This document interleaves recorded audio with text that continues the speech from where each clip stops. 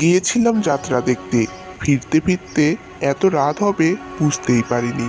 প্রতিবারই দাদুর সাথে যাত্রা দেখতে যেতাম, কিন্তু এইবারটা আমি একাই গিয়েছিলাম। রাস্তাটা বেশ নির্জন, চারদিকে কোনো সারা শব্দ নেই। কেমন জানি গা ছমছম করছে। ফেরার পথে একটা শ্মশান ঘাট পড়ে। পাশেই একটি ছোট্ট কুঠিরে এক তান্ত্রিক থাকেন। বেশ কয়েকদিন হলো তিনি ভারত থেকে এখানে এসেছেন। তাকে যতবারই দেখেছি সব সময় চোখ বন্ধ করে ধ্যানে থাকতেন। বাড়ি ফেরার চিন্তায় আর এত কিছু ভাবতে ভাবতে ভূত প্রেতের কথা একবারে মাথাতেই আসেনি। অনেক রাত হয়েছে, তাই পা চালিয়ে হাঁটছিলাম।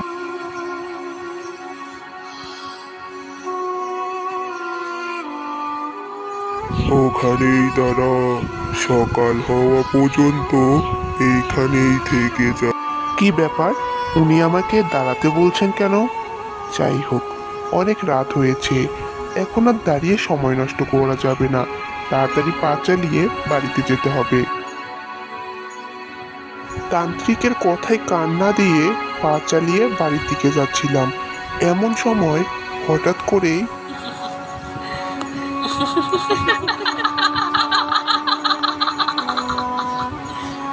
Kenapa tak tidur lagi, ha?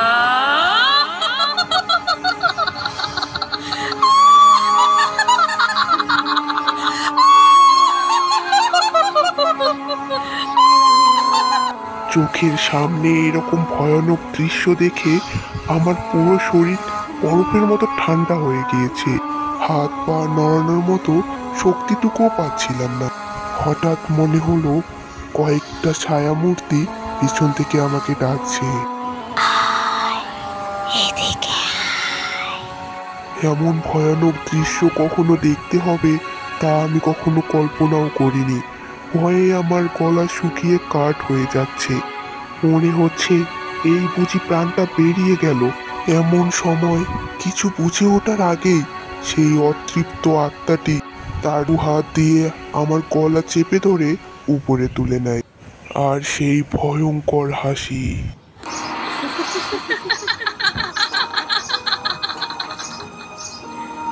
Kenapa tak tidur lagi, ha?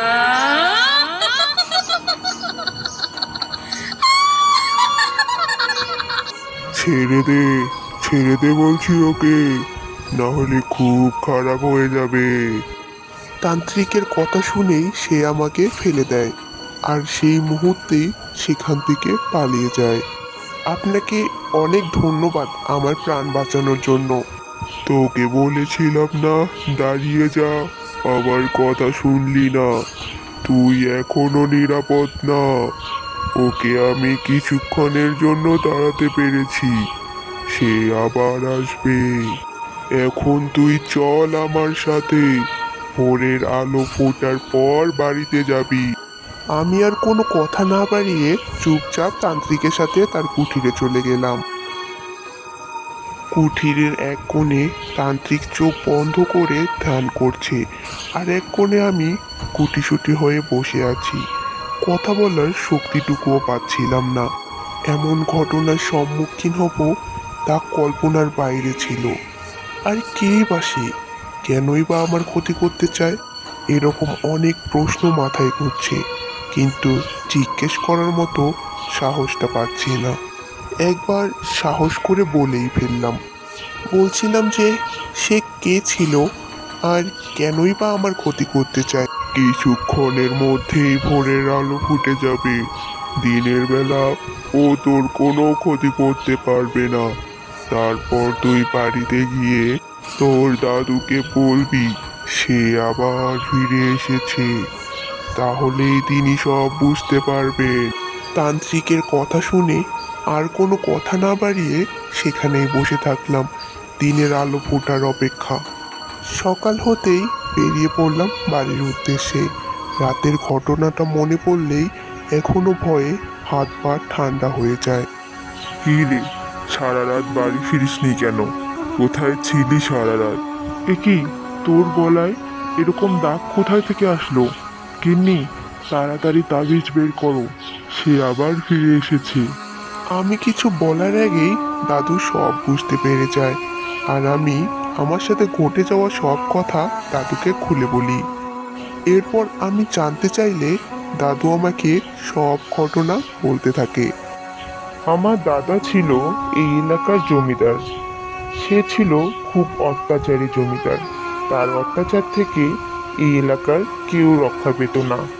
গ্রামের অসহায় বৃদ্ধের এক মেয়ে ছিল মিনতি। সেও আমার দাদার হাত থেকে রক্ষা পায়নি, তাকেও জীবন দিতে হয়েছে। মেয়েকে হারিয়ে অসহায় বৃদ্ধ অভিশাপ দিয়েছিল আমাদেরকে। সেই বৃদ্ধের অভিশাপ ছিল তার মেয়ে একদিন ফিরে আসবে, আর সে জমিদার বংশের সমস্ত বড় সন্তানদের হত্যা করবে আর আমাদের বংশকে নির্বংশ করে ছাড়বে। মিনতি ফিরে এসে জমিদারকে মেরে ফেলে আর এক এক করে আমাদের পরিবারের বড় সন্তানদেরকে সে হত্যা করে।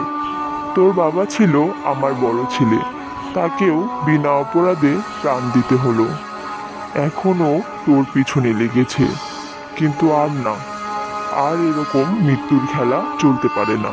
গিন্নি, তাড়াতাড়ি সবকিছু গুছিয়ে নাও। দিনের আলো থাকতে থাকতে আমাদের কবিরাজ মশাইয়ের কাছে যেতে হবে। দাদুর মুখে এইসব কথা শুনে আমি অনেক অবাক হয়ে যাই, আর ভয়টাও অনেক বেশি কাজ করে আমার। দাদুর কথা মতো আমরা সবাই হাতে তাবিজ বেঁধে বেরিয়ে পড়ি কবিরাজের বাড়ির উদ্দেশ্যে। যেতে যেতে রাস্তায় দাদুর মুখে আরো অনেক ঘটনা শুনলাম। সব শুনে ভয়ে আমার হাত পা ঠান্ডা। কথা ছিল সন্ধ্যার আগে কবিরাজের বাসায় পৌঁছাতে হবে, কিন্তু হঠাৎ মাঝপথে সন্ধ্যা নেমে এলো। হঠাৎ করে এক দমকা হাওয়ায় আমাদের গাড়িটা উল্টে গেল।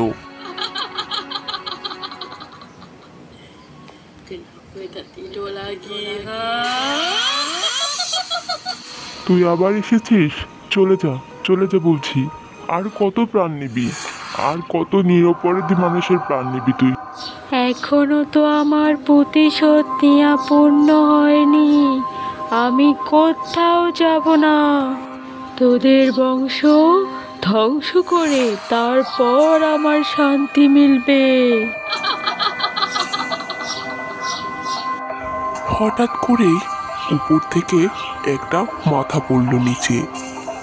তাকিয়ে দেখি এ হলো সেই তান্ত্রিক যে কাল রাতে আমাকে সাহায্য করেছিল।